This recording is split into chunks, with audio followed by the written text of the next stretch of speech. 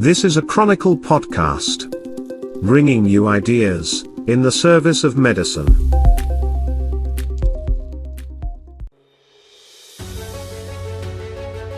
From the Chronicle podcast system, this is the NPC podcast of the National Pharmaceutical Congress for January 24th, 2024. The NPC podcast is where we discuss and consider the pharma industry's purpose, process, and people. And today we'll continue the healthcare conversation. This program is presented in cooperation with Impress, Canada's next-generation commercial partner. The industry is rapidly evolving, and Impress is designed to help you evolve with it. Learn more about Impress tailored best-in-class solutions at www.impress.com. Today's guest is Corinne Buchanan-Russell of the group Advancing Black Talent in Pharma. Corinne will join your hosts, Jim, Mark, and Mitch. And to start today's conversation, here's Mitch Shannon, CEO of Chronicle Companies.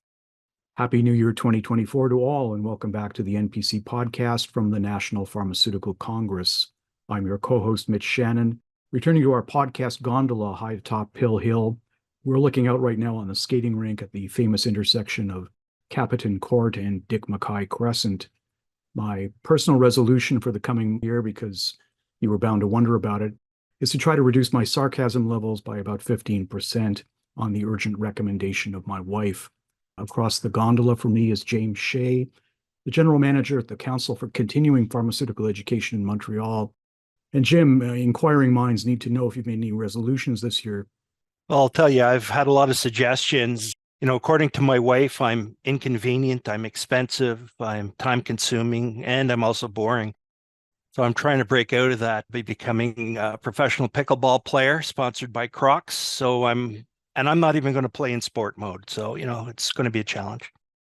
Well, I think anything is forgivable except boring. So on that note, Mr. Mark McElwain, the pharmacy industry consultant and health policy expert, is our resident authority on resolving to do better. He's with us in the gondola for another year of knowledge exchange and sharp quips. Marcus, what do you resolve to do in 2024? Well, I've already kept the resolution not to make resolutions, but this year I am going to try to limit the time I spend following that slow train wreck that is the U.S. primaries and election run-up. It's just too frustrating. Yeah, it will leave more time for following the fastest growing form of media. That would be podcasts. What better way to find your favorite niche? You landed on a positive note. I like that. Very good. So collectively, we are your NPC podcast hosts, known as Jim, Mark, and Mitch, because all the really good brand names won't be revealed until the Super Bowl halftime show. And those might include Sofa So Good, Jitters Coffee Shop, and the Am I Gone Funeral Home, all of which are actual businesses. Go ahead and Google them. So let's welcome into our gondola the first guest of the new season, Corinne Buchanan-Russell. Corinne is the franchise head of rare diseases and rare blood disorders at Sanofi. More importantly for this conversation, which is occurring on Martin Luther King Day in the U.S., she's also the co-founder of the group Advancing Black Talent in Pharma, or ABTIP, which launched in December of 2021. The website is abtip.org. Corinne, great to see you. Oh, great to be here. Thank you for that. Very nice introduction. Can you start by telling our listeners a little bit more about ABTIP and its current vision? Yeah, no, so thanks for that question. And again, thank you for having me and having ABTIP at this first event for the year. You mentioned that we were founded in 2021 of December, and that is actually very accurate. We are a group of like-minded, Black, talented individuals who are part of the pharmaceutical and life sciences sector for a number of years. Myself, well over 30 plus years in the industry. And we've really kind of come together with the express intent of really elevating and achieving a sustained representation of Black communities in the Canadian pharmaceutical and life sciences sector. We really have basically three pillars that we operate under. Develop, which is building awareness about this amazing industry that we have and careers and opportunities that exist within in the industry. Empower, which is for those that are in the industry as Black talent to really elevate and grow their experiences and their careers by giving them the tools and resources needed to do so. And then the last thing that we really, in terms of our three pillars, is engage. And this is a lot about what we're doing even here today, which is really raising the awareness of the barriers and the specific challenges that Canadian Black talent face in our life sciences sector today. So thank you for having us. Great, Corinne. Hi, it's Mark. So I'm wondering what inspired you to co-found Advancing Black Talent in Pharma, and what impact you hope this organization will have on the industry in future. Well, Mark, one of the things I said it kind of at the beginning that I've been in this industry for quite some time, expand on was I feel that based on my experience, I was actually the only and first Black female to join the industry. And when I tell you the number, if you could see my face, you'd probably think that she's lying a little bit because that's what I've been told. Over 36 years in this industry. And I started off as a sales rep. I carried the bag, and I was the only for the longest while. And even as I stopped carrying the bag and moved into different roles, all the positions that I held, I couldn't find another person that either looked like me or understood me or experiences that I had. And then so it was actually serendipitous that I ran into a few other women as we attended a WLP, another acronym for another group that's supporting diversity in Canada. I attended WLP and looked across the room and saw 3 other amazing Black ladies that I was like, what are you doing here? Like, I thought I was the only one. And they also did the same, kind of gave me that same look. It's like, what are you doing here? I thought I was the only one. And we were surprised to find ourselves in this common space with a lot of commonalities in terms of the challenges we faced. And in that time that we connected, we felt, there had to be something different. There had to be somewhere where we could create a different sense of community, a sense of representation, and support career growth and mentor people. Because one of the things that we all said we lacked is the ability to look around and find somebody that could help us in our career trajectory and as we understood or came to understood the industry that we were in. Okay, so it may be better than it was 36 years ago, but I wonder if you can share your perspective. Don't keep saying that number out loud, please. It just, we just kind of go past the number of years and just, I round up to 30 plus now. So it may be better than the last century, but can you share your perspective on the current state of diversity, equity, and inclusion in the pharma industry in Canada? So first of all, I'll start with Canada as one of the most amazing countries, right? I think that we all agree and we live here for that reason. But, when you say the words diversity, equity, and inclusion, we are in a country with diversity. But in industry, and as we look at different positions in industry, that I don't think that really truly exists. Canada, actually, within Canada, our Statistics Canada tells us that the Black population is the 3rd largest racialized population in Canada, of which about 40% of them were born here.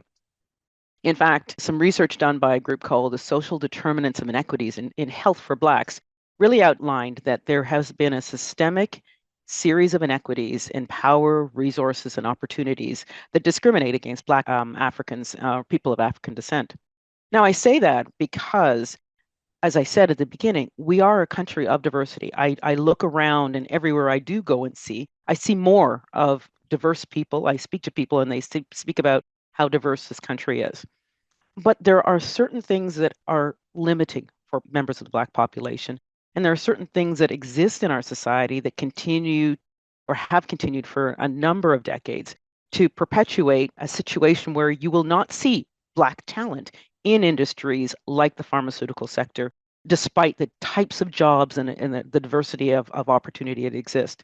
One of the principal underlying factors that I like to bring to people's attention is that only until recently, and as of the end of 2024, did we do away with things like streaming or academic streaming, that in the early years of one's education, we actually have a system in Ontario that would separate those that would go on to higher academic achievement at grade 9 for those versus those that don't. And that is such an important time in one's life that, you don't really realize it, certainly as you're going through it, but it is also a determinant of one's trajectory. And according to the Minister of Education, 53% of Black students are actually streamed out of the academic pathway.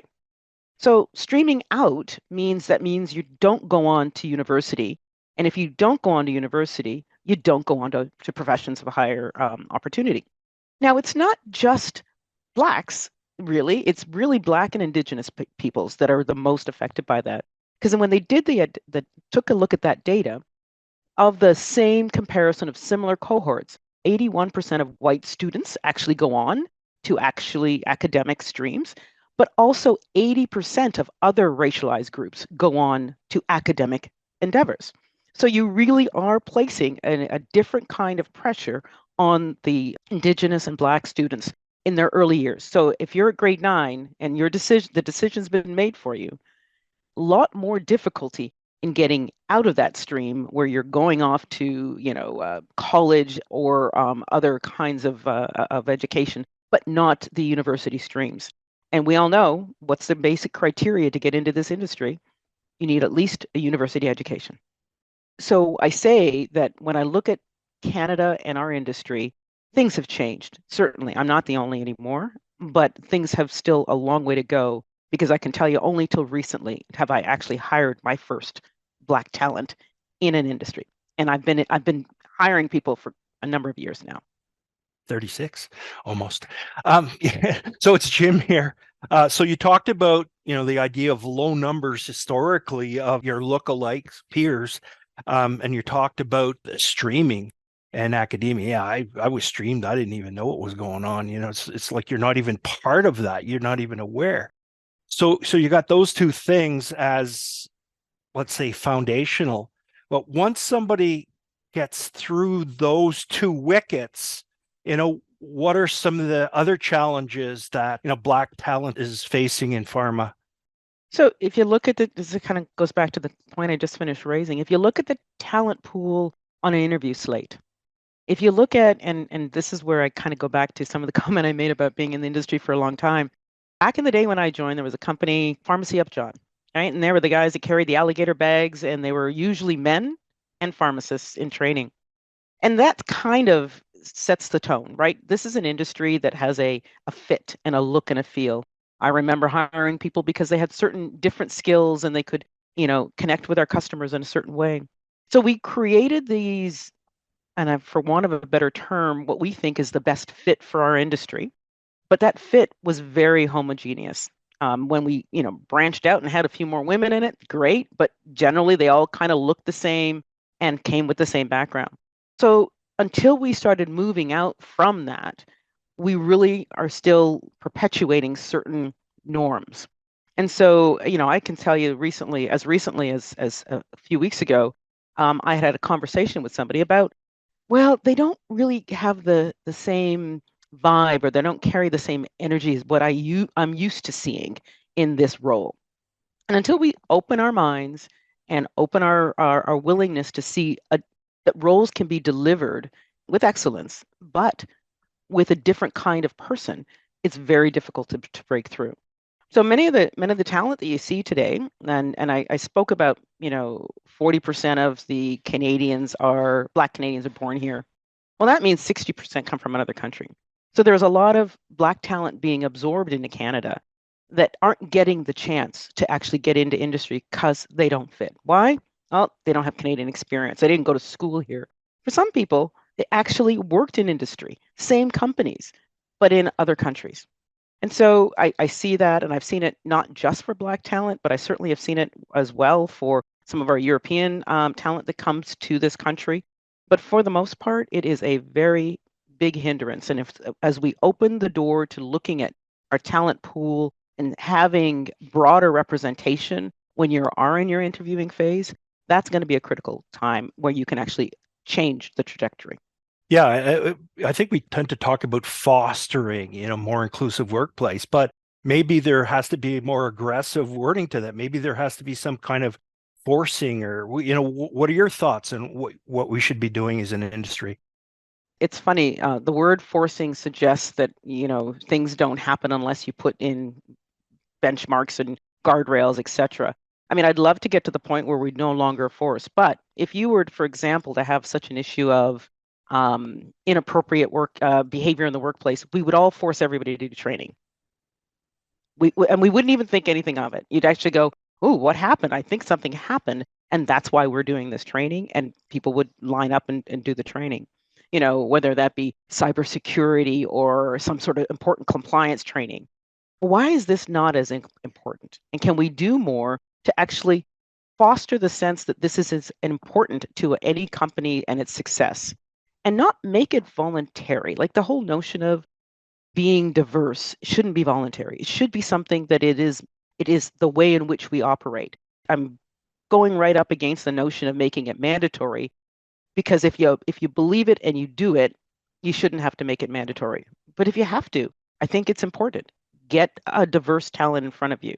Make sure that the people you're looking at come from a broad sector, not just one, and then choose your talent. Yeah, that's the secret to strong teams, right? So why are people being narrow-minded in this case? It's very interesting. I mean, there's obviously a role for leadership. So what do you think leadership should be doing at this point?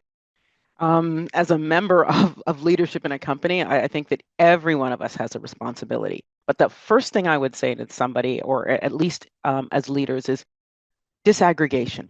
Don't look at everybody and say that they're all the same. Like one of the tendencies is well, we've got a lot of people of color in our organization. Oh, that's good. I'm not saying that that's not a laudable goal, but understand that we're not all the same. If you say we've got a visible minority pool of people in our company, know who they are and understand that their needs are all different. Statistics Canada defines visible minority as 12 categories. 12. How can you be thinking about groups and their needs and clumping 12 of them together? Let me rhyme off a few of what that 12 makes up. So visible minorities, according to Statistics Canada, is South Asian, Chinese, Black, Filipino, Latin America, Arabic, East Asian, West Asian, Korean, Japanese. Like, how do you say that they're all the same? Like, I've just named a few, but if your designation is we look at everybody the same, then you really are not doing your best to achieve diversity, equity, and inclusion, or at least to be understanding of the differences. So disaggregation is the first thing. Listen to who they are, know what their needs are. And then, as I said, kind of really move beyond as a leadership, beyond the performative task of saying, yes, we have a DE&I mandate. Make it meaningful. Set goals for yourself, for your organization, because then you really become a place where you're fostering true diversity, equity, and inclusion. We're speaking with Corinne Buchanan-Russell of ABTIP, Advancing Black Talent in Pharma, here on the NPC podcast of the National Pharmaceutical Congress. So, Corinne, is there a strategy for individuals as far as creating equal opportunities for career advancement in pharma? Anything that you would be able to recommend? Interesting. I'd say to that, a strategy for anybody should be for more or less the consistent things, right? Like, don't let your skills and your capabilities become obsolete. Take an inventory of yourself, ensure that you understand where your gaps are, and look for ways to actually fill those gaps. That's a given. Then look for groups that are available to you. Do you have ERG in your organizations, employee resource groups that you can use as mentors and support of how your organization grows its talent and leverage that? We have advancing groups like Advancing Black Talent in Pharma. Leverage them. Find mentors. Talk to people. It's the same techniques that everybody uses, but you need to find those that can understand you. Find allies and advocates. They are there. I didn't get to my career progression without an ally and an advocate. It just didn't happen, right? I know that I had, people in my corner could see my talent and were willing to support me. Well, continue to look for those. Build your network. Those are skills that every individual is, looking to grow their career and their career potential in our industry should be doing. And I would just say that leverage those resources that have places that enable you to see more people like you, or at least those that are empathetic to your unique challenges and support you as a mentor or a coach. Corinne, it's Mark again. So I have a couple of questions that follow on, and they're about training. And first, from the perspective of those who can provide greater diversity in pharma. So what role can continuous learning, training, play in building a successful career in life sciences? I mean, should companies, be pushing people to ensure this happens, providing the budget, that sort of thing? Yeah, it's a really good question, especially when it comes to funding. And I feel like the diversity, equity, and inclusion department of any company is probably the least funded, but most important when you think about talent that you want to acquire as well as bring into your organization and grow. Funding has always and continues to be a challenge. I mean, funding to support those mentorships or those programs that can help individuals better understand their gaps as well.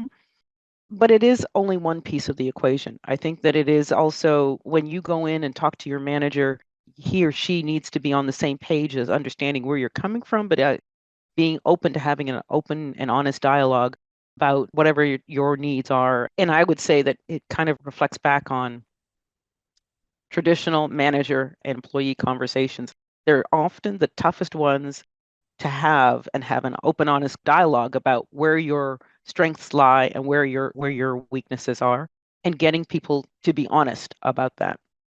That said, I think that I kind of alluded to, ERGs and mentors as great resource assets. ABTIP, again, is one of those places where you can continuously find resources that will help you build, enhance your self-development, can look at your individual competencies and really, really, truly realize one's own growth and career aspirations. Jim here as a training guy. I hear the message, travel and training end up being cut budget-wise. Training, as even if the programs are costing nothing, mentor situation, they cost money and opportunity costs. So yeah, it's really up to leadership and the culture to try and build that into the organization, and that's the way to succeed. I mean, so yeah, I hear that message. So I understand also that you're a member of the group of Women of Color in Pharma. Can you share any of those initiatives that you're doing with that organization? So my role in Women of Color in Pharma, or otherwise known as WOSIP, has changed over the last couple of years. But I will say this, that WOSIP, or Women of Color, is a US-based organization. What that has done is actually given me exposure to that many more women of color who have succeeded with varying degrees of national, international, and global leadership. And so what we're doing at ABTIP is really leveraging what we can see from that group, understanding that our issues are different, but but at the same time similar to what our colleagues face in the US. The focus that we have here is we recognize that the issue of Black talent is not just women in this industry, but it's women and men, and hence ABTIP is distinct. But what is available to them and that we leverage is that they've got a lot more mentors, leaders. We're looking at taking advantage of the mentoring and coaching program that they have that we would like to bring into our talent here in Canada. So a lot of exposure to different types of programs on a scale that, you know what it is to live as the cousin in the north. What we have access to sometimes is less so, but there's a lot of learnings that we can take from our colleagues in the south of the border. So that's certainly how I work with WOSIP and what initiatives that they have put in place and that we're leveraging in terms of the way in which we think about what we need to do in Canada. Certainly helps with efficiency and impact, that's for sure. You don't have to reinvent the wheel. So as we wind down this very interesting podcast, we're going to invite you now to play our word association game. So just go ahead and say the first thing that comes to mind in response to each of the following words or phrases. So are we ready? I'm ready. Leadership. Opportunity. Empowerment. Self. Inclusion. Belonging. Diversity. Canada. Equity. Biases. Accessibility. Allyship. Well, there we go, gentlemen. I think that's a resounding success. The tote board is at, again, huge numbers here. So a Googleplex worth of points for those answers. Wow, nice. And finally, it's my pleasure to invite you to put on your soothsayer's hat and enter our prognostication corner. And corner spelt with K for this special Martin Luther King Day. So, what bold predictions do you have about the sciences industry or the life sciences industry over the next 12 to 24 months, or even longer if your hat's particularly fine-tuned today? Well, I mean, on this MLK Day and, leading up to Black History Month, I am very much confident that we are going to continue to move in the right direction. But we are facing some significant headwinds, folks. There are companies today being challenged and sued on DE&I policies and approaches. And I think that what we need to do, especially as Canadians, is to continue to think about our opportunity to be more diverse as opposed to being less. This is not a zero-sum game. It's not about one group getting ahead at the expense of another. It's our time to really show the world, as well as our Canadian talent, that this is the country. This is the country where opportunities are made because you are bringing your skill and your talent to play. And I do think that as companies become more determined, but also honest with their DE&I efforts, we will still see continued growth over the next 12 months and moving forward. It just has to stop being just a check mark and being a real important and directive opportunity in our country. Well, Corinne, it's wonderful to get your perspective on DEI and the life side at any time, and it's especially meaningful that we're having this conversation on Martin Luther King Day, and the episode will be released just before Black History Month. So thank you for that, and thanks for spending some time with us today. Best wishes to you and AB Tip for the coming year. Thank you very much, and I look forward to staying connected, but also inviting all of you to keep an eye out for our Advancing Black Talent initiatives during the Black History Month. That we will do. And to everyone out there in NPC podcast land, thank you for listening. We'll be back to speak with you again next week. If you've got questions for Corinne, send an email to health@chronicle.org. We want to know what you thought about today's conversation. Try sending your comment as a voice clip attachment and watch the magic unfold. You might just find yourself part of a future episode. We hope you enjoyed today's NPC podcast. If you did, please like it, rate it, recommend it, and make a point of sharing it with your network. You can find us wherever you get your podcasts, or to keep things simple, ask your smart device to play the National Pharmaceutical Congress podcast on Audible, Spotify, Amazon Music, or TuneIn Radio. The NPC podcast is presented in cooperation with Impress, Canada's next-generation commercial partner. Check them out at www.impress.com. I'm your announcer, Laverne Van Buren speaking. This podcast was produced by Jeremy Visser, with help from Rayla Visser. Research for this program came from Amy Ray Elder. The musical theme is performed with Lighthearted Abandon by the NPC Podcast Orchestra, under the direction of Maestro Gates Milbrook. We'll be back to speak with you again soon.